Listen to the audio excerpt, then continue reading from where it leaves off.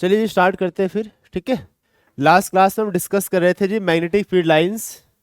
चलिए last class में हम डिस्कस कर रहे थे जी magnetic field lines around a straight conductor.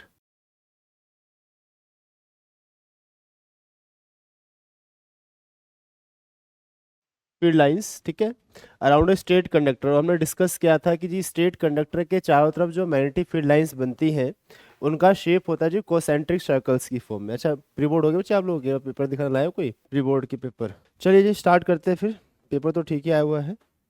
चलिए, हाँ जी, तो लास्ट क्लास में हमने डिस्कस किया था कि अगर आपके पास एक स्ट्रेट वायर है और इस वायर में अगर आप करंट फ्लो करते हैं तो इस वायर के चारों तरफ बनती है जी मैग्नेटिक फील्ड लाइंस।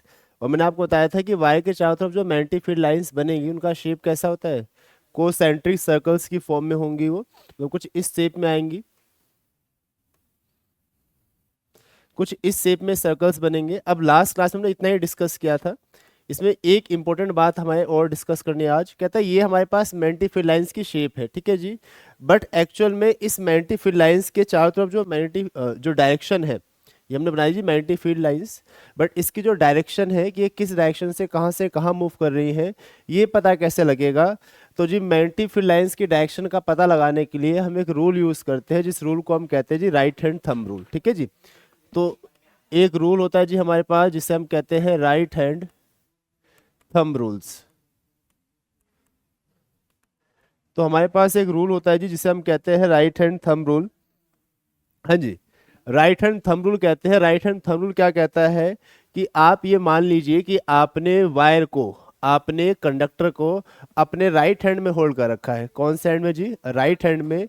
और उसके बाद जो आपके राइट हैंड का जो थंब होगा, जो आपके राइट हैंड का थंब होगा वो हमेशा किस डायरेक्शन में होगा?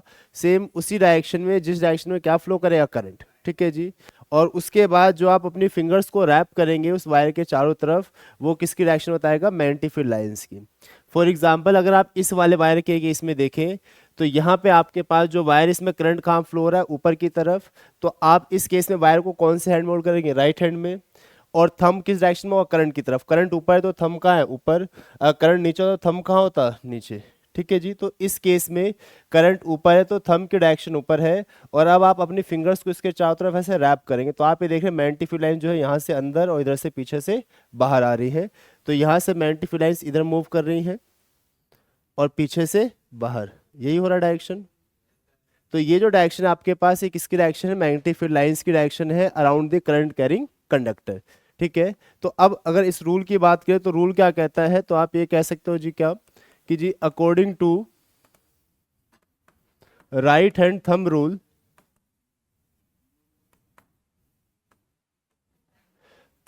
Right hand thumb rule, imagine that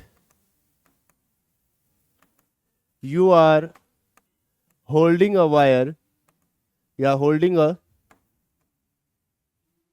current carrying conductor in your right hand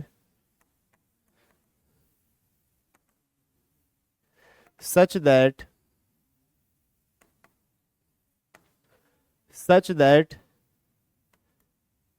thumb represent the direction of current, then wrapped finger will represent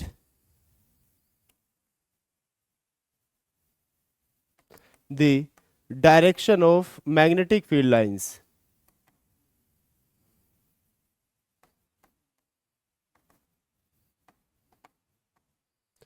ठीक है जी, ये आपके पास राइट हैंड थंब रूल है जो कहता है कि अगर आप, कोई वायर है आपके पास तो आप इमेजिन करेंगे कि आपने उस वायर को अपने राइट हैंड में होल्ड कर रखा है और जो थंब है वो किसकी डायरेक्शन बताता है?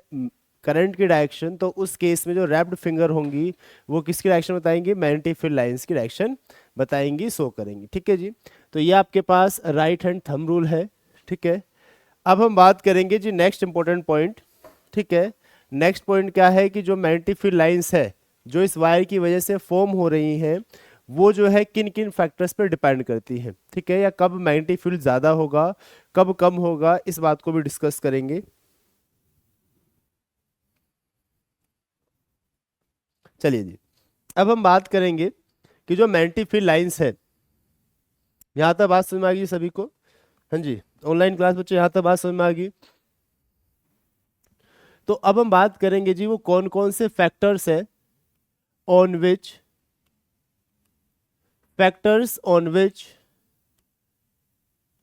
मैग्नेटिक फील्ड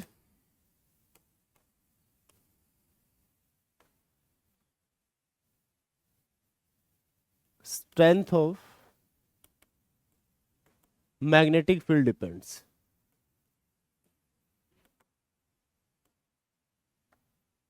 वो कौन कौन से फैक्टर्स है जिसपे मैग्नेटिक फील्ड डिपेंड करता है?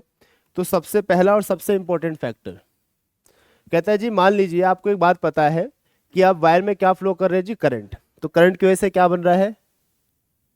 करंट की वजह से क्या बन रही है? मैग्नेटिक फील्ड बन रही है। अगर आप करंट के अमाउंट को बढ़ाएंगे तो मैग्नेटिक फील्ड बढ़ेगी या कम होगी? बढ़ेगी। तो इसका मतलब हम ये कह सकते हैं कि अगर आपके पास एक वायर है और इस वायर में अगर आप करंट फ्लो कर रहे हैं, तो अगर आप करंट का अमाउंट बढ़ाते हैं, अगर आप इस वायर में से करंट का अमाउंट बढ़ाएंगे तो उसके चारों तरफ मैग्नेटिक फील्ड जो है वो भी क्या हो जाएगा? बढ़ जाएगा। तो आप ये कह सकते हैं क्या कि जो हमारे पास अमाउंट ऑफ करंट है इज डायरेक्टली प्रोपोर्शनल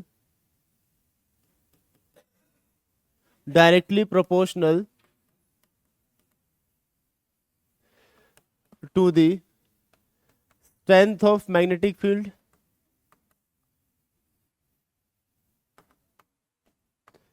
इसका मतलब ये है कि जी अगर आप किसी भी वायर में से किसी भी कंडक्टर में से करंट का अमाउंट इंक्रीज करेंगे तो जो मैग्नेटिक फील्ड है उसकी स्ट्रेंथ भी बढ़ जाएगी, और अगर आप करंट का अमाउंट डिक्रीज करेंगे तो मैग्नेटिक फील्ड की स्ट्रेंथ भी क्या हो जाएगी जी? कम हो जाएगी, क्योंकि ये डायरेक्टली प्रोपोर्शनल है। अच्छा मुझे एक बात बताओ, ये जो वायर है, इस वायर में अभी आप देख रहे जी करंट की डायरेक्शन कहाँ है? ऊपर, ठीक है। एक और वायर लिया हमने सेम, ठीक है जी। अब अगर मैं बात करूं इसमें, अगर मैंने बता दी जी करंट की डायरेक्शन नीचे, एक वायर में करंट ऊपर है एक वायर में करंट नीचे है, क्या दोनों की वजह से जो मैग्नेटिक फील्ड बनेगी वो सेम होगी या डायरेक्शन अलग अलग हो जाएगी? डायरेक्शन अलग हो जाएगी। इसका मतलब सेकंड पॉइंट ये है कि अगर आप करंट की डायरेक्शन को चेंज करते हैं तो मैग्नेटिक फील्ड की डायरेक्शन भी क्या हो जाएगी? चेंज हो जाएगी। तो सेकंड पॉइंट आप ये भी कह सकते हैं क्या, on changing the direction of current, direction of magnetic field also changes. ठीक है जी, अगर आप करंट की डायरेक्शन को चेंज करते हैं तो मैग्नेटिक फील्ड की डायरेक्शन भी क्या हो जाएगी जी? चेंज हो जाएगी।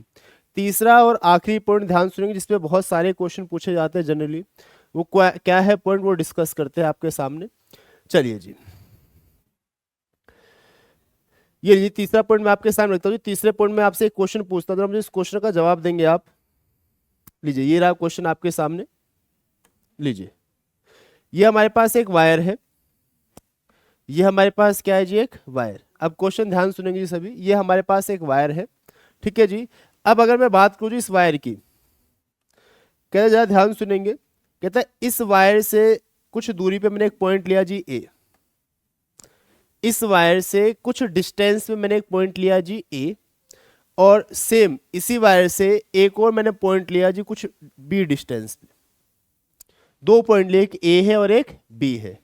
ए जो पॉइंट है इसका इस वायर से डिस्टेंस है जी R1 और इसका डिस्टेंस है जी R2, ठीक है जी। जो पॉइंट ए है वो इस वायर से R1 डिस्टेंस पे है, पॉइंट बी जो है इस वायर से R2 डिस्टेंस पे है, ठीक है। मान लीजिए यहाँ पे एक वायर है तो एक पॉइंट ए है और एक पॉइंट बी है। अब मुझे एक बात बताओ, इस वायर की वजह से क्या बन रहा होगा? मैग्नेटिक फील्ड बन रहा होगा। तो क्वेश्चन आपसे ये पूछा जाता है कि बताइए दो पॉइंट है आपके पास, एक ए है जो मैं हूँ, एक बी जो सर उधर बैठे हुए हैं, ठीक है जी। तो आपसे पूछा कि बताइए इन दोनों पॉइंट में से कहाँ पे मैग्नेटिक फील्ड की स्ट्रेंथ ज्यादा होगी, ए पॉइंट पे या बी पे? ए पे ज्यादा मैग्नेटिक फील्ड होगी, बी पे कम होगी, क्यों? ए क्या है, नियर है, और बी क्या है, फार। तो देखो ये जाहिर सी बात है, अगर ये वायर है इसके चारों तरफ मैग्नेटिक फील्ड बनेगा, तो अगर आप मैग्नेटिक फील्ड से जितना दूर होते चले जाएंगे मैग्नेटिक फील्ड की स्ट्रेंथ क्या हो जाएगी, कम हो जाएगी। तो इस केस में जो बी पॉइंट है वो ए के कंपैरिजन में बहुत दूर है, इसीलिए बी पे मैग्नेटिक फील्ड की स्ट्रेंथ कम होगी, लेकिन ए पे मैग्नेटिक फील्ड की स्ट्रेंथ ज्यादा होगी। तो आपसे जनरली क्वेश्चन यही पूछा आता है, एक आपको ऐसे वायर दे देगा और दो अलग अलग पॉइंट देगा, पूछा जी आपसे बताइए इन दोनों में से किस पॉइंट पे मैग्नेटिक फील्ड की स्ट्रेंथ ज्यादा होगी, तो आप ये कह सकते हैं ए पे ज्यादा होगी, बी पे कम होगी। क्यों? कहता है क्योंकि जैसे जैसे हम वायर से दूर चले जाते हैं मैग्नेटिक फील्ड की स्ट्रेंथ क्या होती है, कम हो जाती है। ठीक है, तो आप थर्ड पॉइंट में मेंशन कर सकते हैं क्या कि इस, चलिए से हटाते हैं, पॉइंट लिखता हूं मैं थर्ड आपके सामने। ठीक है जी, लीजिए, तो थर्ड पॉइंट आप ये मेंशन कर सकते हैं क्या कि on moving away from the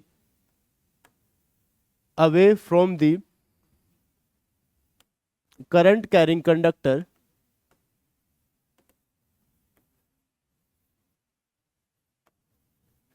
strength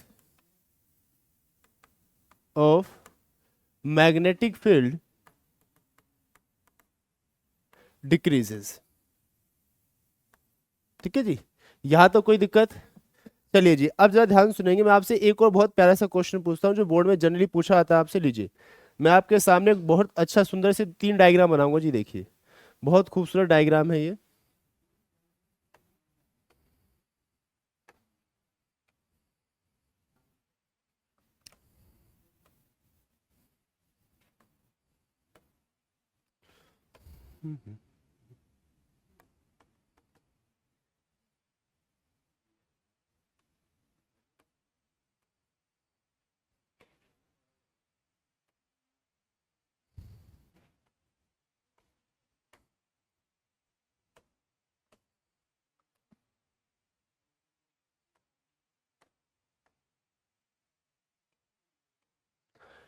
ये केस नंबर ए है, ये बी है, ये सी है। ये तीन अलग अलग पॉइंट दे दिए, ध्यान सुनेंगे, तीन वायर है आपके पास, ये पहली कंडीशन है, ये दूसरी कंडीशन या तीसरी कंडीशन। जो पहली कंडीशन है इसमें इन दोनों ही केसेस में जो दोनों ही वायर है इनमें करंट कहाँ है, ऊपर। दूसरी कंडीशन जो इन दोनों वायर में करंट कहाँ है, नीचे। तीसरी कंडीशन में एक में करंट ऊपर है और एक में नीचे।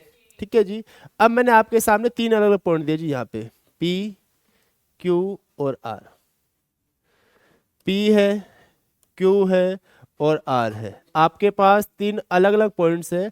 अब क्वेश्चन आपसे पूछा था, बताइए इन तीनों में से किस कंडीशन के अंदर ये जो पॉइंट दे रखे हैं यहाँ पे मैग्नेटिक फील्ड ज्यादा होगा। बताइए, क्या इस वाले वायर में जो पी पॉइंट है यहाँ मैग्नेटिक फील्ड ज्यादा होगा, क्यू में ज्यादा होगा, आर में ज्यादा होगा? क्यों आर में ज्यादा होगा, क्यों?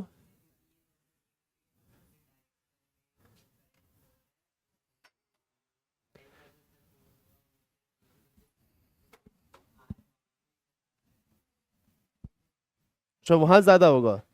अच्छा, आर पे ज्यादा होगा, पी और क्यू पे नहीं होगा। चलिए ध्यान सुनेंगे जी, कहते हैं जी, हाँ जी ऑनलाइन क्लास, बताइए जरा।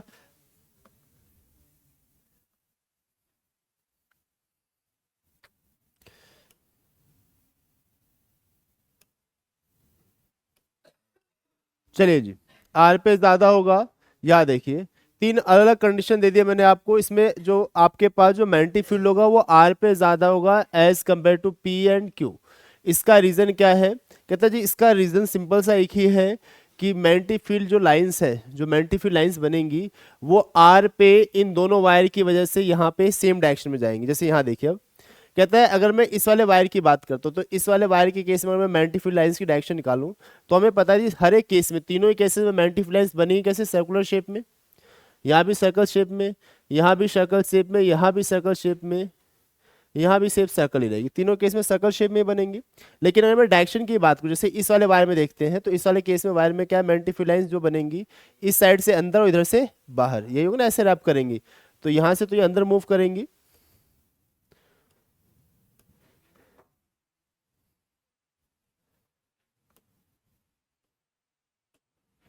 यहाँ से ये अंदर जा रही है और यहाँ से बाहर।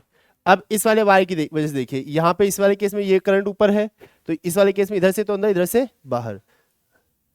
अब आप देखिए इस पी पॉइंट पे एक इस वाले वायर की वजह से मैग्नेटिक लाइंस अंदर है और यहाँ से बाहर आ रही है, तो यहाँ तो दोनों की डायरेक्शन अपोजिट होगी।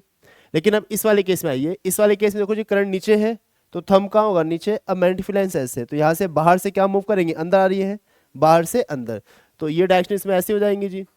इस वाले वायर की वजह से भी क्या होगा, सेम होगा, यहाँ बाहर से अंदर। अब आप ये देखिए कि इस वाले वायर की वजह से यहाँ देखो डायरेक्शन इस साइड है और इसकी डायरेक्शन अपोजिट, दोनों डायरेक्शन अपोजिट हो गई, ठीक है। तो अब लेकिन जो थर्ड वाला केस है, इस केस में आप देखेंगे कि अगर यहाँ देखिए इस वाले वायर के केस में करंट का ऊपर है, तो यहाँ से अंदर, इधर से बाहर, ये ऐसे डायरेक्शन है। और इस वाले वायर केस में देखिए यहाँ से, तो ये ऐसे हो गया बाहर से अंदर, तो यहाँ से देखो जी। अब इस वाले पॉइंट पे दोनों वायर की वजह से जो मैग्नेटिक फील्ड की डायरेक्शन वो क्या है, सेम है। और जब सेम किसी एक पॉइंट पे magnetic field line same direction में होती हैं तो आपस में ऐड ऑन हो जाती हैं, ठीक है।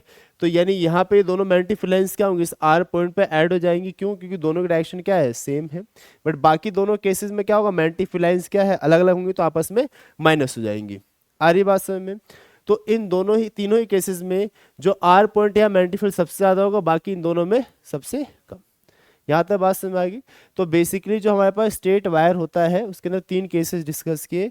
अगर करंट बढ़ाएंगे तो मैग्नेटिक फील्ड बढ़ेगा, करंट की डायरेक्शन चेंज करेंगे मैग्नेटिक फील्ड की डायरेक्शन चेंज हो जाएगी। अगर आप किसी वायर से दूर होते चले जाएंगे तो भी स्ट्रेंथ क्या होती चली जाएगी, कम होती चली जाएगी, ठीक है जी। यहाँ तक बात समझ में आ गई जी। हाँ जी, ऑनलाइन क्लास बच्चे यहाँ तक बात समझ आई सभी को। चलिए, अगर यहाँ तक बात समझ आई जी तो चलिए आगे डिस्कस करते हैं। अब ये था हमारे पास स्ट्रेट वायर। क्या था जी, एक स्ट्रेट वायर। कहता है इस स्ट्रेट वायर से हम एक नया स्ट्रक्चर बनाते हैं जिसे हम कहते हैं जी लूप, सर्कुलर लूप। देखा है जी सर्कुलर लूप कैसा होता है। चलिए अब हम बात करेंगे जिस स्ट्रेट वायर से हम क्या बनाएंगे, सर्कुलर लूप।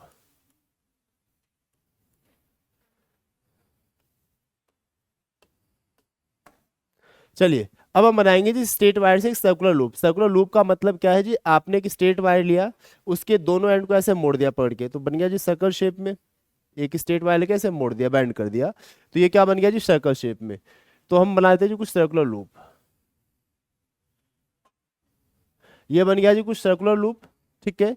हमने वायर को के दोनों एंड को ऐसे मोड़ के क्या बना दिया, सर्कल बना दिया। अब आप ये देखिए इस सर्कल के अंदर दो एंड है, एक ये और एक, तो जाहिर सी बात जब आपने दोनों एंड को पकड़ा है तो वो दोनों एंड वही होंगे।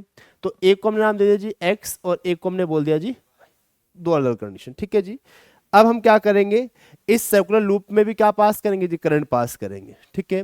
तो हम ये मान लेते हैं जी करंट की डायरेक्शन ये है, ये करंट की डायरेक्शन हमने मान ली जी।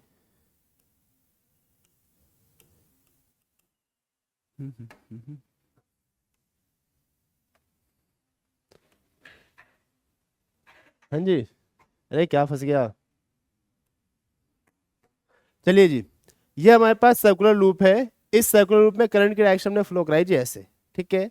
अच्छा, अब जरा ध्यान सुनेंगे, ये फिर से वायर ही है, तो वायर के चारों तरफ जो मैग्नेटिक फील्ड बनती है उसकी शेप कैसी होती है, सर्कल। यहाँ भी सर्कल ही बनेंगे जी, लीजिए यहाँ भी सर्कल बना दिया हमने।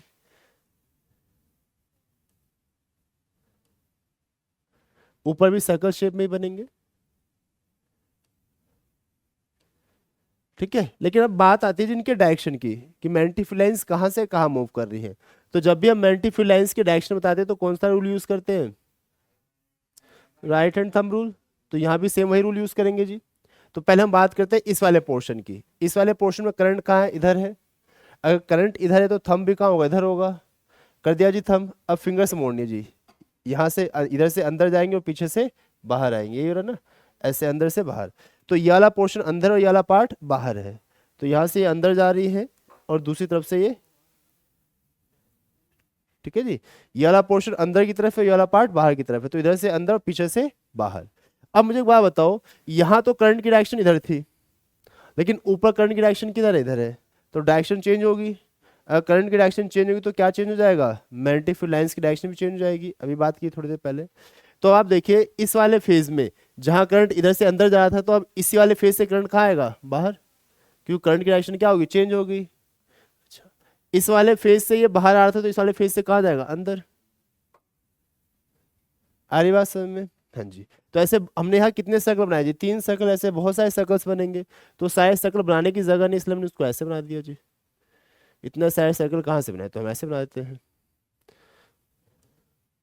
अब आप देखिए कि इधर से मैग्नीफाइंग बाहर जा रही थी, ऐसे थी शेप, ये शेप। इधर से देखो जी बाहर इस साइड की तरफ है डायरेक्शन, ये डायरेक्शन है ना जी। अब आप ये देखिए, ये जो फेज बन गया, ये पूरा फेज, यहाँ पे मैग्नीफाइंग देखो यहाँ से बाहर जा रही है। इस वाले फेज में मैग्नीफाइंग कहाँ जा रही है जी, बाहर। अच्छा, और इस वाले फेज में मैग्नीफाइंग एंटर कर रही है। आप ये देखिए इधर एंटर कर रही है, इधर से अंदर जाने का एरो है। तो जी जहां से मैग्नीफाइंग बाहर निकलते हैं उसे हम क्या कहते हैं, नॉर्थ पोल।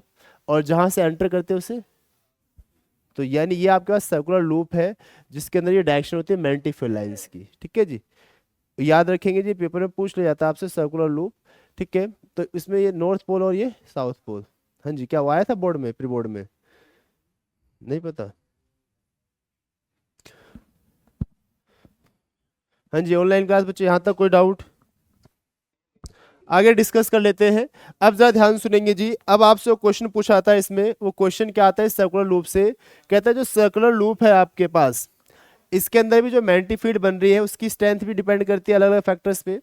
तो कहता है सबसे पहला कि जो सर्कुलर लूप है इसमें जो मैग्नेटिक फील्ड बन रही है ये किन किन बातों पर डिपेंड करती है। तो सेम वही चीज, ये दो चीजें तो कॉमन, ये क्या, एक तो अमाउंट ऑफ करंट। कह रहा है जी अगर आप अमाउंट ऑफ करंट बढ़ाएंगे इस लूप में तो इसके चारों तरफ जो मैग्नेटिक फील्ड बनेगी, वो जो मैग्नेटिक फील्ड बनेगी उसकी स्ट्रेंथ भी क्या होगी जी, सेम होगी। ठीक है, तो देखो जी सबसे पहले कुछ फैक्टर्स की बात कर लेते हैं। फैक्टर्स क्या हमारे पास, तो जी सबसे पहला अगर हम फैक्टर की बात करें तो ये लिख दीजिए जी, सबसे पहला फैक्टर क्या हमारे पास, वो है अमाउंट ऑफ करंट। कह रहा है जो अमाउंट ऑफ करंट है वो डायरेक्टली प्रोपोर्शनल होता है मैग्नेटिक फील्ड के। अमाउंट ऑफ करंट बढ़ेगा तो मैग्नेटिक फील्ड की स्ट्रेंथ भी बढ़ जाएगी। जो वायर में था सेम वही लॉजिक है जी। क्या है कि जो अमाउंट ऑफ करंट है, amount of current is directly proportional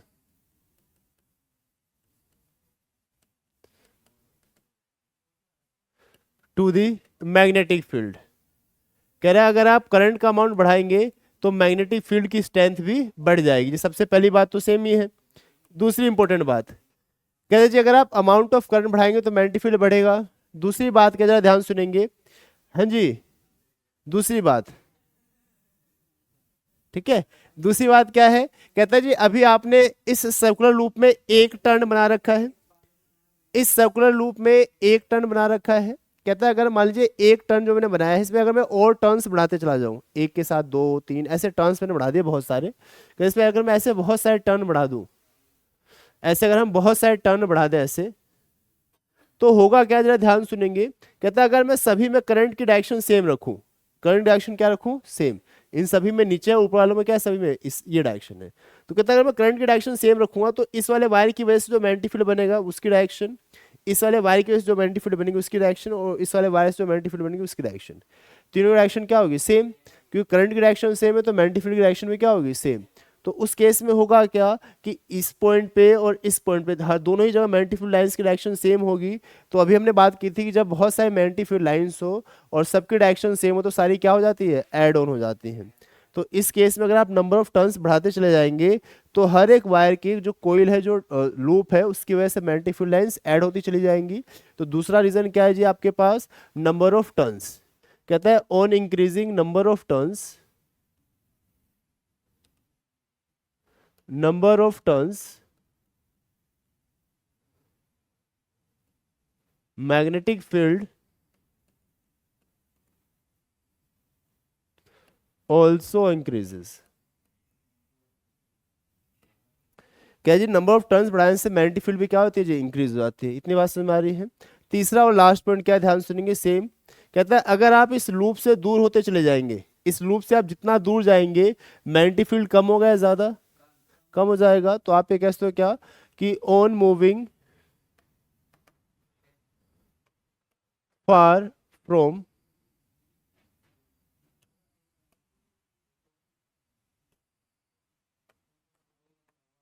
far from the circular loop, strength of magnetic field decreases.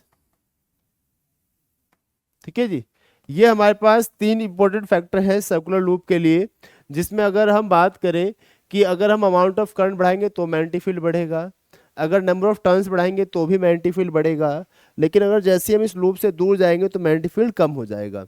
तो आप ये देखिए, जो वायर है और जो लूप है उसमें दो बातें तो कॉमन ही है। जैसे एक हमने डिस्कस किया था, करंट बढ़ाने से अमाउंट मैग्नेटिक फील्ड बढ़ जाता है वायर के केस में, सेम यहाँ भी पहला लॉजिक वही है। दूसरा, अगर आप वायर से दूर जाएंगे तो मैग्नेटिक फील्ड कम हो जाता है, लूप से दूर जाएंगे तो भी कम हो जाता है। तो बस एक ही डिफरेंस है, किसका? यहाँ पे नंबर ऑफ टर्न्स का डिफरेंस है जी। वायर में नंबर ऑफ टर्न्स नहीं थे, यहाँ पे नंबर ऑफ टर्न्स है, बाकी सब कुछ क्या है सेम। यहाँ तक बात समझ में आई सभी को? हाँ जी, ऑनलाइन क्लास बच्चे बात समझ में आ रही है? चलिए, अगर यहाँ तक बात समझ में आई बच्चे तो जरा ध्यान सुनेंगे। ये तो था सर्कुलर लूप, ठीक है जी, ये क्या था हमारे पास? Circular loop. अब क्या बनाते हैं जी? कहता है जो वायर था उससे हमने बनाया सर्कुलर लूप, कहता है उसी वायर से हम क्या बना सकते हैं जी? सोलेनोइड। क्या बना सकते हैं? सोलेनोइड। कहता है ये सोलेनोइड कैसे बनाते हैं? तो आप सभी ने स्प्रिंग देखी होगी। कहता है अगर हम वायर को सेम उस स्प्रिंग की तरह से मोड़ दें, ठीक है, और उसके स्प्रिंग के जो दोनों एंड है उसे जोड़ दे बैटरी से, तो क्या बन गया जी? सोलेनोइड। ठीक है, तो बेसिकली होता है क्या है कि जब आप वायर को ऐसे बैंड करते हैं, जब आपके पास एक वायर है और आपने इस वायर को ऐसे मोड़ दिया जी स्प्रिंग की शेप में,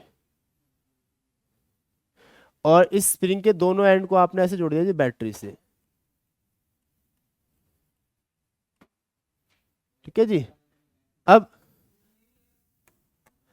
इसमें हम पास करते हैं जी करंट को, तो आप ये देखेंगे कि जो बैटरी का पॉजिटिव पार्ट होता है, क्या होता है जी? बैटरी का पॉजिटिव पार्ट, वहां से करंट फ्लो होता है। तो ये बैटरी का पॉजिटिव पार्ट है जी, करंट फ्लो हो रहा है यहां से ऊपर,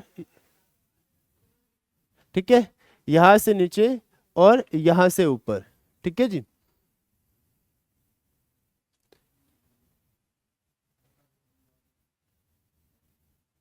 ठीक है, और ये करंट आ गया जी, ये करंट की डायरेक्शन है सोलेनोइड के अंदर, ठीक है जी, ये करंट की डायरेक्शन होगी जी सोलेनोइड के अंदर।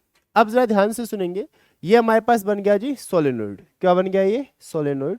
ठीक है, इस सोलेनोइड को अगर आप देखें तो अब कहता है जी इसके चारों तरफ भी मैग्नेटिक फील्ड बनेगी, क्योंकि करंट पास किया आपने तो मैग्नेटिक फील्ड बननी तो लाजमी है, तो यहाँ भी क्या बनेगी जी? मैग्नेटिक फील्ड बनेगी। ठीक है, अब हम बात करेंगे इस मैग्नेटिक फील्ड लाइंस की डायरेक्शन कैसी होगी।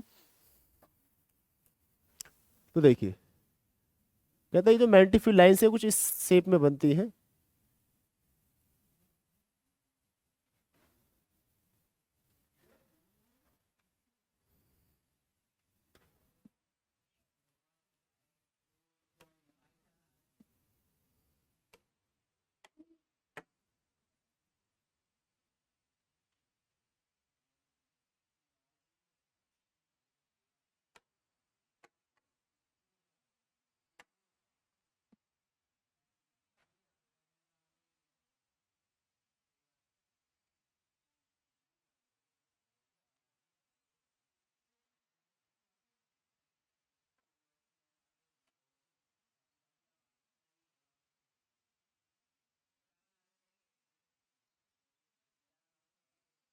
ठीक है। ये सोलेनोइड के चारों तरफ क्या है? मैग्नेटिक फील्ड लाइंस की डायरेक्शन। ठीक है जी, अब कहता है जी ये नॉर्थ पोल है, ये सॉरी ये पॉजिटिव टर्मिनल है, नेगेटिव, तो आप इसे याद रखिए, यहाँ पे नॉर्थ पोल बनता है और यहाँ पे साउथ पोल। तो नॉर्थ पोल से मैग्नेटिक फील्ड लाइंस हमेशा कहाँ निकलती है जी? बाहर। नॉर्थ पोल से मैग्नेटिक फील्ड लाइंस हमेशा कहाँ निकलती है? बाहर। तो यहाँ से बाहर जाने का एरो है और यहाँ से एंटर करने का, साउथ से एंटर करने का एरो है। ठीक है, ये आपके पास है जी सोलेनोइड। अब आप देखो जी सोलेनोइड में आपको क्या लग रहा होगा कि कुछ मैग्नेटिक फील्ड लाइंस ऊपर है कुछ नीचे है, ये दिख रहा है जी। एक्चुअल में ये कुछ ऐसा नहीं है, ध्यान सुनेंगे। कहता है सोलेनोइड के ऊपर और नीचे मैग्नेटिक फील्ड जीरो होता है, केवल और केवल इस सोलेनोइड के अंदर ही मैग्नेटिक फील्ड लाइंस होती है। तो ये जो आपको ऊपर और नीचे दिख रही है एक्चुअल में ये है क्या? ये पीछे है।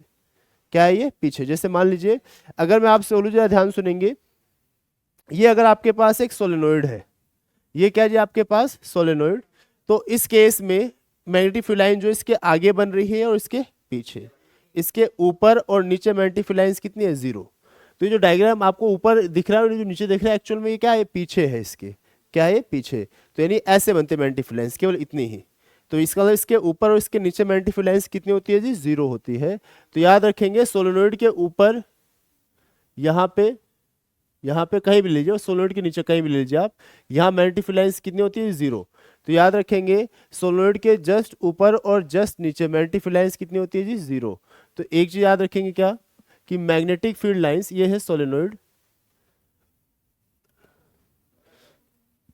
पहले सोलेनोइड की डेफिनेशन लिख लेते हैं। सोलेनोइड की डेफिनेशन क्या है, when insulated copper wires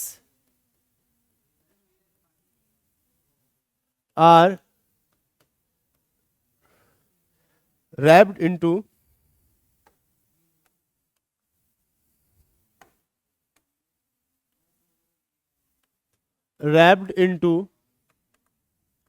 number of turns in cylindrical form,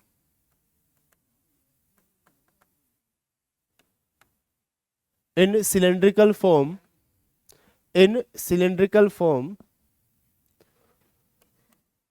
then it is called solenoid। दूसरी इंपॉर्टेंट बात कि सोलेनोइड के जस्ट ऊपर और जस्ट नीचे मैग्नेटिक फील्ड लाइंस कितनी होती है, 0। तो सोलेनोइड के जस्ट ऊपर और जस्ट नीचे मैग्नेटिक फील्ड भी क्या होगा, 0 होगा। तो आप ये कहते हो क्या, कि magnetic field just above or below to the solenoid is 0। ठीक है जी। तीसरा और लास्ट इंपॉर्टेंट पॉइंट क्या है, ध्यान सुनेंगे। कहता है जी चलिए इतनी बात तो समझ में आ गई जी। तीसरा इंपॉर्टेंट पॉइंट क्या है, कहता है सोलेनोइड की अगर आप बात करें तो जी सोलेनोइड के अंदर जो मैग्नेटिक फील्ड लाइंस होती हैं वो एक दूसरे के पैरेलल होती हैं। सोलेनोइड के अंदर जो मैग्नेटिक फील्ड लाइंस होती है वो एक दूसरे के पैरेलल होती हैं। इसका मतलब इस सोलेनोइड के अंदर जो मैग्नेटिक फील्ड लाइंस है उनके अंदर गैप सभी में क्या होगा जी, इक्वल। कैसा गैप होगा, इक्वल गैप। तो यानी हम ये कह सकते हैं कि जो मैग्नेटिक फील्ड लाइंस बन रही है इनसाइड दी सोलेनोइड वो कैसी है, यूनिफॉर्म है, इक्वल है उनके बीच में गैप। ठीक है, तो याद रखेंगे जो मैग्नेटिक फील्ड लाइंस होती हैं, magnetic field lines inside a solenoid is uniform। यानी सोलेनोइड के अंदर जो मैग्नेटिक फील्ड लाइंस होती है वो कैसी होती है, यूनिफॉर्म। यूनिफॉर्म का मतलब होता है जिनके बीच का गैप कैसा हो, सेम हो, इक्वल हो। ठीक है, और याद रखें जी पेपर में कभी कभी आपसे क्वेश्चन पूछ लिया जाता है कि सोलेनोइड के अंदर जो मैग्नेटिक फील्ड लाइंस बनती है उनका डायग्राम बना दीजिए। तो मैग्नेटिक फील्ड लाइंस किस शेप में है जी, यूनिफॉर्म शेप में है। यूनिफॉर्म का मतलब होता है जी जब उनके बीच में गैप क्या हो, सेम हो। तो जब सेम गैप की बात करते हैं तो कुछ इस शेप में दिखती है आपको magnetic field lines. In magnetic field lines को हम कहते हैं जी, ये जितनी मैग्नेटिक फील्ड लाइंस इन्हें हम क्या कहते हैं, यूनिफॉर्म। ये है जी यूनिफॉर्म मैग्नेटिक फील्ड लाइंस। तो कुछ इस शेप में बनती है सोलेनोइड के अंदर मैग्नेटिक फील्ड लाइन, जिसे हम कहते हैं यूनिफॉर्म मैग्नेटिक फील्ड लाइंस। और अगर ये यूनिफॉर्म मैग्नेटिक फील्ड लाइंस है, इनका मतलब ये है कि सोलेनोइड के अंदर हर एक पॉइंट पे, चाहे आप कोई भी पॉइंट लीजिए, हर एक पॉइंट पे मैग्नेटिक फील्ड की स्ट्रेंथ भी क्या होगी, सेम। क्योंकि जब मैग्नेटिक फील्ड लाइंस इक्वल है तो मैग्नेटिक फील्ड की स्ट्रेंथ भी क्या होगी, सेम होगी। तो आप यहाँ पे एक पॉइंट और मेंशन कर सकते हैं इसी के अंदर। हाँ जी, यहाँ तक बात समझ में बच्चे, ऑनलाइन क्लास फिर आगे डिस्कस करते हैं।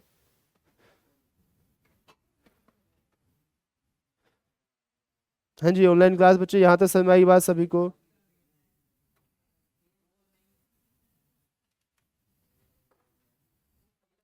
हाँ जी, ऑनलाइन क्लास बच्चे यहाँ तक कोई डाउट किसी को। चलिए जी, तो इसमें एक पॉइंट और मेंशन करेंगे हम, एक पॉइंट और मेंशन करेंगे जिसके अंदर वो है जी magnetic field inside solenoid is same at each point, at each point. ठीक है जी। अब जरा ध्यान सुनेंगे, ये हमारे पास है सोलेनोइड के अंदर मैग्नेटिक फील्ड, यहाँ तक कोई दिक्कत जी? चलिए अब जरा ध्यान सुनेंगे, कहता है जो सोलेनोइड में जो मैग्नेटिक फील्ड बनती है उस मैग्नेटिक फील्ड का यूज हम करते हैं जी एक मैग्नेट बनाने के लिए जिसे हम कहते हैं इलेक्ट्रोमैग्नेट। ठीक है जी। सोलेनोइड की हेल्प से हम क्या बनाते हैं जी, एक मैग्नेट बनाते हैं जिसे हम कहते हैं इलेक्ट्रोमैग्नेट। और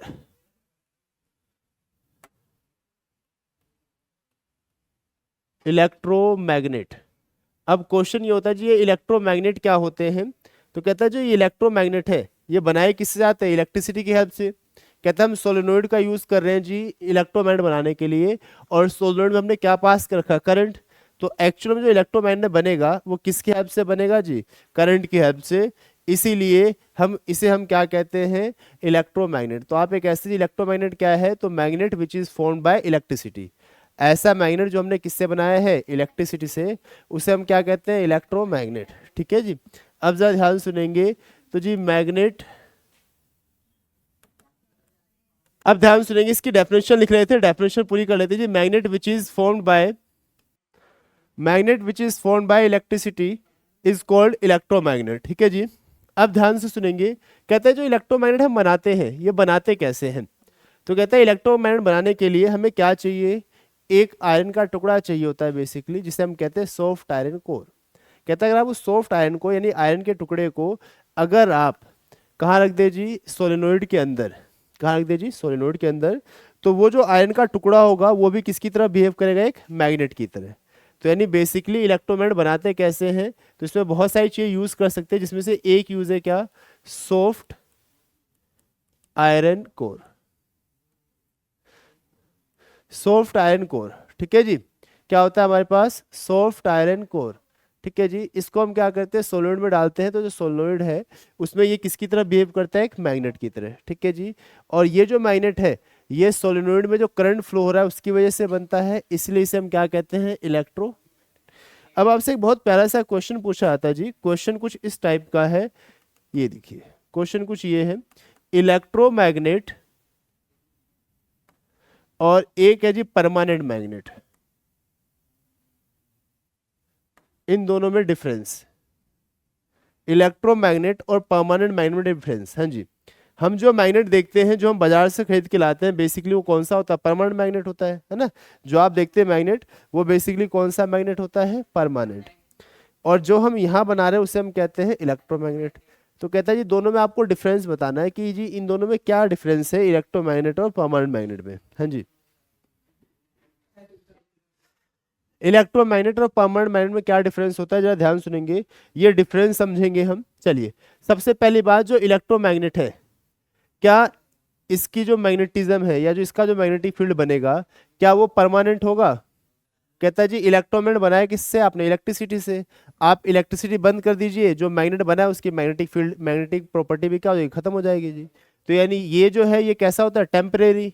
लेकिन जो परमानेंट मैग्नेट है वो तो कैसा होगा? परमानेंट होगा, उसकी मैग्नेटिक फील्ड को आप खत्म नहीं कर सकते। दूसरी बात, जो इलेक्ट्रोमैग्नेट आपने बनाया है वो किसकी हेल्प से बनाया जी? इलेक्ट्रिसिटी की हेल्प से। अगर आप इलेक्ट्रिसिटी के अमाउंट को कम कर दें या इलेक्ट्रिसिटी के अमाउंट को बढ़ा दें तो जाहिर सी बात है जो इलेक्ट्रोमैग्नेट बना है इलेक्ट्रिसिटी से उसका मैग्नेटिक फील्ड भी तो बढ़ जाएगी। तो यानी अगर आप अमाउंट ऑफ करंट को चेंज करेंगे तो इलेक्ट्रोमैग्नेट की मैग्नेटिक फील्ड भी क्या हो जाएगी? चेंज हो जाएगी। लेकिन परमानेंट मैग्नेट में तो ऐसा नहीं है ना। क्या आप परमानेंट मैग्नेट की मैग्नेटिक फील्ड को चेंज कर सकते हैं? जो आप मैग्नेट लेके आते हैं बाजार से खरीद के जी उसकी आप मैग्नेटिक फील्ड को चेंज। तीसरा इंपॉर्टेंट पॉइंट, कहता है जी इसकी जो मैग्नेटिक फील्ड है वो जीरो भी हो सकती है। कैसे? आप करंट बंद कर दीजिए मैग्नेटिक फील्ड जीरो हो जाएगी, क्योंकि ये तो करंट की वजह से बना है ना। इलेक्ट्रोमैग्नेट किसकी वजह से बन रहा है? करंट की वजह से। इलेक्ट्रोमैग्नेट जो बन रहा है वो किसकी वजह से बन रहा है जी? करंट की वजह से, इलेक्ट्रिसिटी की वजह से। अगर आप सोलेनोइड में इलेक्ट्रिसिटी पास करना बंद कर दे तो जो इलेक्ट्रोमैग्नेट है उसकी मैग्नेटिक फील्ड भी जीरो हो जाएगी। लेकिन परमानेंट मैग्नेट की मैग्नेटिक फील्ड तो कभी जीरो नहीं हो सकती, वो तो फिक्स रहती है। इसके अलावा जो इलेक्ट्रोमैग्नेट है उसमें क्या पास कर रहे हैं हम? करंट। करंट की वजह से बन रहा है। तो कह रहा है अगर आप करंट की डायरेक्शन को चेंज कर दे तो मैग्नेटिक फील्ड की डायरेक्शन चेंज हो जाएगी? हो जाएगी। तो जाहिर सी बात है जो इलेक्ट्रोमैग्नेट है उसके जो पोल्स है वो भी रिवर्स हो जाएंगे। अगर करंट पहले मान लीजिए जो अभी हमने डायग्राम देखा था इलेक्ट्रोमैग्नेट का, अगर हम उसमें करंट की डायरेक्शन को चेंज कर दे, जो सोलेनोइड का हमने डायग्राम देखा था, अगर मैं सोलेनोइड की करंट की डायरेक्शन को चेंज कर दूं तो जो इलेक्ट्रोमैग्नेट है उसके पोल्स भी तो चेंज हो जाएंगे, क्योंकि करंट की डायरेक्शन चेंज करते मैग्नेटिक फील्ड चेंज हो जाता है। तो जाहिर सी बात है जो इलेक्ट्रोमैग्नेट है उसके आप मैग्नेटिक फील्ड जो पोल्स है नॉर्थ पोल और साउथ पोल उसको भी रिवर्स कर सकते हैं। बट परमानेंट मैग्नेट में तो ऐसा कभी हो ही नहीं सकता, क्योंकि परमानेंट मैग्नेट में जो एक बार नॉर्थ पोल बन गया वो नॉर्थ ही रहेगा, जो साउथ बन गया वो उसे आप चेंज नहीं कर सकते। बट इलेक्ट्रोमैग्नेट में तो ऐसा नहीं है। तो टोटल बेसिकली हमारे पास 4 पॉइंट है, इन चारों को डिस्कस करते हो पेपर में पूछे जाते हैं। सबसे पहला क्या है, जो इलेक्ट्रोमैग्नेट है it is a temporary magnet, जो अभी मैंने आपके साथ डिस्कस किया। ठीक है जी, it is a permanent magnet.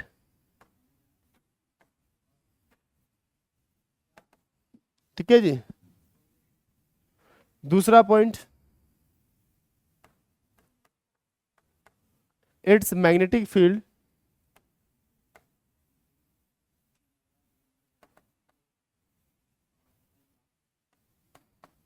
Strength can be zero. ठीक है, लेकिन इसकी मैग्नेटिक स्ट्रेंथ कभी भी जीरो नहीं होती, तो इट्स मैग्नेटिक स्ट्रेंथ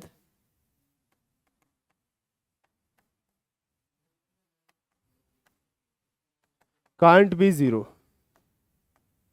ठीक है जी, यहां तक कोई डाउट बचे ऑनलाइन क्लास? ठीक है, अब यहां देखिए, चलिए 2 पॉइंट हो गए जी। Third point next point discuss करते हैं आपके साथ। जो इलेक्ट्रोमैग्नेट है, जो इलेक्ट्रोमैग्नेट है स्ट्रेंथ कैन बी चेंज। जो इलेक्ट्रोमैग्नेट है इसकी स्ट्रेंथ को आप चेंज कर सकते हैं। जो परमानेंट मैग्नेट है उसकी स्ट्रेंथ को आप चेंज नहीं कर सकते। स्ट्रेंथ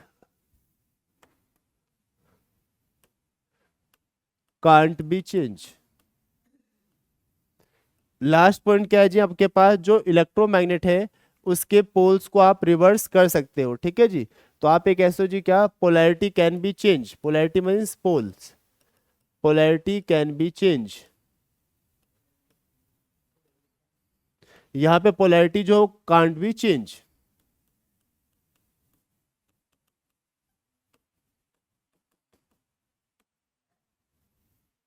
तो ये बेसिक डिफरेंस है आपके पास इलेक्ट्रोमैग्नेट और परमानेंट मैग्नेट में।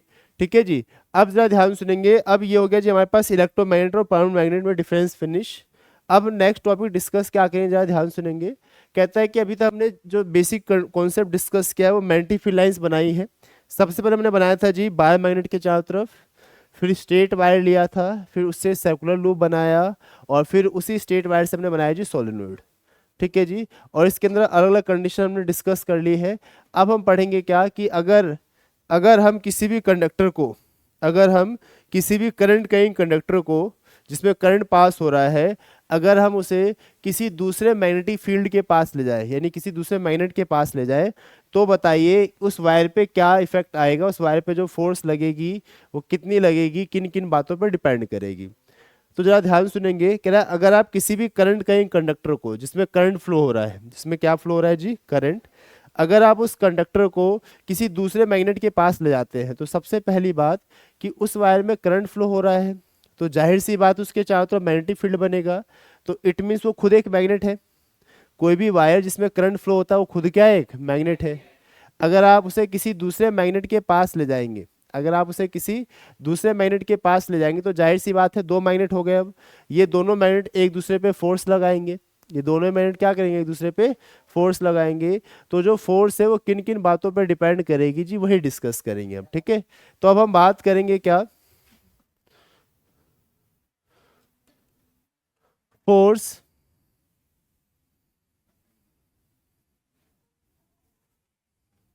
या पे इसे कहते हो factor on which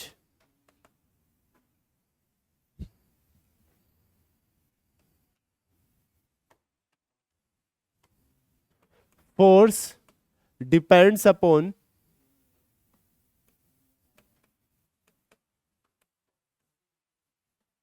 current carrying conductor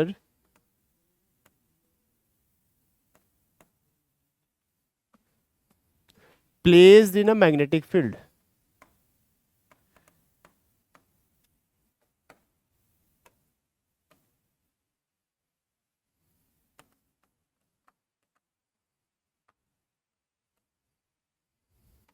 ठीक है जी। अब हम क्या करेंगे, कंडक्टर को लेके जाएंगे और कहाँ रख रहे हैं जी, मैग्नेटिक फील्ड के अंदर रख रहे हैं। तो बताइए उस कंडक्टर पे जो फोर्स लगेगी वो किन किन बातों पे डिपेंड करती है। ठीक है, तो ये बेसिक जो चीज़ें हैं हमारे पास वो बेसिकली तीन इंपॉर्टेंट बातों पर डिपेंड करती है। वो तीन इंपॉर्टेंट बातें कौन कौन सी है पहले वो डिस्कस कर लेते हैं। ठीक है जी। अब इसके लिए आपके एनसीईआरटी में एक बहुत अच्छा सा डायग्राम दे रखा है, जो डायग्राम बहुत ही ज़रूरी है, जो कभी कभी पेपर में एज इट इज़ पूछ लिया जाता है। वो है डायग्राम जी एक्टिविटी नंबर 13.7। आपकी बुक में एक एक्टिविटी दे रखी है जी, एक्टिविटी नंबर 13.7, जो बहुत ही इंपॉर्टेंट है जी। ठीक है, चलिए पहले मैं उस डायग्राम को ही ड्रॉ करता हूँ आपके लिए, फिर उसके आगे डिस्कस करेंगे। ठीक है जी। वो डायग्राम कुछ क्या दे रखा है जी, आपके पास एक स्टैंड बना रखा है इन्होंने, आपके पास कुछ ऐसा स्टैंड है और इस स्टैंड के साथ एक ऐसा वायर दे रखा है। इस वायर की हेल्प से इन्होंने एक कंडक्टर जिसका नाम ए और बी है, इसको ऐसे हैंग कर रखा है और इस वायर से ऐसे बैटरी कनेक्ट कर रखी है। यहाँ पे की है जी, और इसके साथ साथ आपको एक ऐसा मैग्नेट दे रखा है। कुछ ऐसा डायग्राम दे रखा है आपको जिसमें आपके पास एक मैग्नेट है और उस मैग्नेट के अंदर हमने क्या कर रखा है जी, एक कंडक्टर रख रखा है जिसमें करंट फ्लो हो रहा है, जिसे हम कहते हैं ए बी। ठीक है जी, ये कुछ डायग्राम दे रखा है। अब लॉजिक क्या है जी, कि आप क्या कर रहे हो, इस बैटरी की हेल्प से, इस बैटरी की हेल्प से इस कंडक्टर के अंदर करंट फ्लो करा रहे हो। तो जब करंट फ्लो कराओगे तो इसके चारों तरफ मैग्नेटिक फील्ड बनेगा, इसके चारों तरफ क्या बनेगा, मैग्नेटिक फील्ड बनेगा।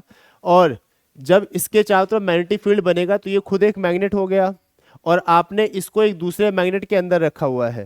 तो इसका मतलब ये तो दो मैग्नेट हो गए। अब जब दो मैग्नेट एक दूसरे के पास होंगे तो जाहिर सी बात है एक दूसरे को अट्रैक्ट या रिपेल करेंगे।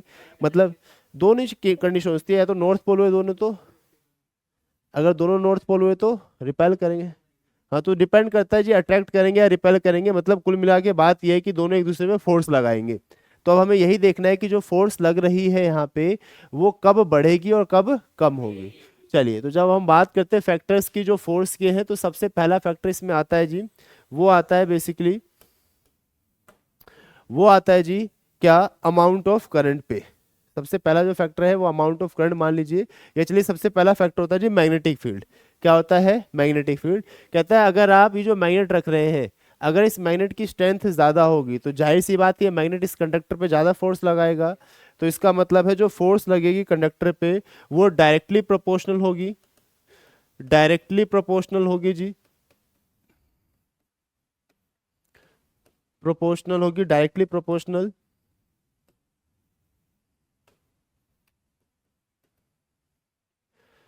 To the strength of magnetic field. यानी मैग्नेटिक फील्ड के स्ट्रेंथ के डायरेक्टली प्रोपोर्शनल होगी। अगर आप अगर आप मैग्नेटिक फील्ड की स्ट्रेंथ बढ़ाएंगे तो जाहिर सी बात है फोर्स भी बढ़ेगी। तो ध्यान सुनेंगे, यानी आप ये कहते हो जी फोर्स जो है वो डायरेक्टली प्रोपोर्शनल होता है मैग्नेटिक फील्ड के। बी का मतलब है यहाँ पे मैग्नेटिक फील्ड, बी का मतलब है जी मैग्नेटिक फील्ड। तो यानी जो फोर्स लग रही है वो मैग्नेटिक फील्ड के डायरेक्टली प्रोपोर्शनल है। दूसरी बात, कहता है जी अगर आप इस कंडक्टर में करंट का अमाउंट बढ़ाते हैं तो जाहिर सी बात है करंट बढ़ने से मैग्नेटिक फील्ड बढ़ेगी, तो भी फोर्स क्या होगा, बढ़ेगा। तो दूसरी बात क्या, जो फोर्स है वो क्या है जी, डायरेक्टली प्रोपोर्शनल है,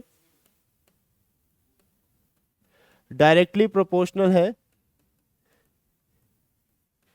to the amount of current,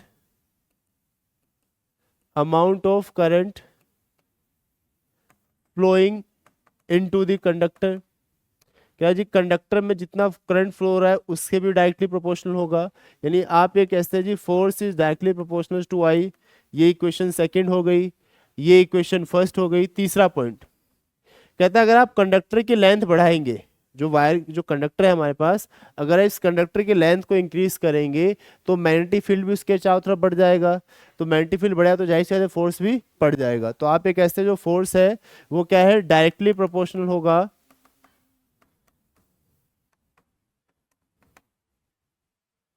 to the length of the conductor, जो फोर्स है वो डायरेक्टली प्रोपोर्शनल है किसके, लेंथ ऑफ द कंडक्टर के। तो यहाँ पे 3 पॉइंट आ गए जी। एक तो फोर्स है डायरेक्टली प्रोपोर्शनल किसके, मैग्नेटिक फील्ड के। दूसरा है जो फोर्स वो क्या है, डायरेक्टली प्रोपोर्शनल है करंट के। तीसरा जो फोर्स है हमारे पास वो डायरेक्टली प्रोपोर्शनल है लेंथ ऑफ द कंडक्टर के। तो जो हमारे पास जो फोर्स है वो तीनों बातों पर डिपेंड करता है। और जब इन तीनों बातों को कंबाइन करते हैं तो होगा क्या कि एक तरफ B है, उसके बाद I है, उसके बाद L। तो force is directly proportional to the BIL. और इसको जब हटाते हैं यहाँ से इस साइन को, तो यहाँ पे एक कांस्टेंट आता है जी BIL sine theta, sine theta. ठीक है, आपने पढ़ा होगा ना मैथ्स में साइन थीटा, है ना। तो लॉजिक क्या है, ध्यान सुनेंगे। बेसिकली ये तीनों चीजें तो आपकी बुक में दे रखी है, ये तीनों बातें आपकी बुक में दे रखी है जो पेपर में एज इट इज पूछी जाती है। बट ये फॉर्मूला मेंशन नहीं है, ये फॉर्मूला मैंने आपको बनवाया है। बट क्यों बनवाया उसका रीजन है। कहता है ये जो फॉर्मूला है इस फॉर्मूले पे बेस्ड क्वेश्चन आ जाते हैं जी, आपसे दो बातें पूछी जाती है जो बहुत जरूरी है। ठीक है जी, चलिए नोट कर लीजिए इसे। ठीक है जी, बस ध्यान सुनेंगे। ठीक है, तो यहां तक जो था हमारे पास ये 3 फैक्टर थे जिस पे डिपेंड करता है फोर्स। अब वो जो तीनों फैक्टर है वो क्या क्या है, कैसे, वो बातें समझ में आ गई जी हमारे पास। अब इससे रिलेटेड ये जो फॉर्मूला है, इस फॉर्मूले से रिलेटेड दो बातें हमें डिस्कस करनी है जो हम नेक्स्ट क्लास में करेंगे और कोशिश करेंगे अगली क्लास में चैप्टर फिनिश कर देंगे। ठीक है जी।